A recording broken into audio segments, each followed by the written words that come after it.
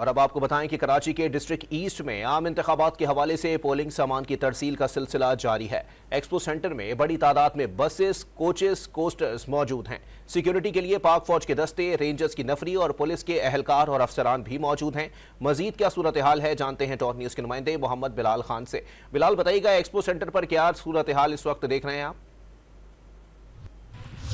جی بالکل، دیکھیں عام انتخابات 2024 کی جو تیاریاں ہیں وہ آخری مراحل میں ہیں، اور جو سامان ہے پولنگ کے حوالے سے اس کی ترسیل کا سلسلہ شروع ہو چکا ہے۔ میں اس وقت ایکسپو سینٹر کے مقام پر موجود ہوں، اور ایکسپو سینٹر کے مقام پر ہی ضلع شرقی میں موجود جتنے بھی پولنگ اسٹیشنز ہیں ان میں سامان کی ترسیل کا جو سلسلہ ہے وہ شروع ہو گیا ہے۔ رینجرز کی بھاری نفری بھی یہاں پر موجود ہے، پاک فوج کے دستے بھی یہاں پر سیکورٹی کے فرائض انجام دیں گے، جبکہ ضلع شرقی کی جو پولیس ہے اس کے افسران اور اہلکار بھی جو ہے یہاں پر ایکسپو سینٹر کے اندر موجود ہیں، جو کہ سیکورٹی کے انتظامات کو دیکھ رہے ہیں۔ اور اس کے علاوہ آخری دن ہے، اس کے علاوہ جو ترسیل ہے پولنگ اسٹیشنز پر سامان کا وہ بھی جاری ہے۔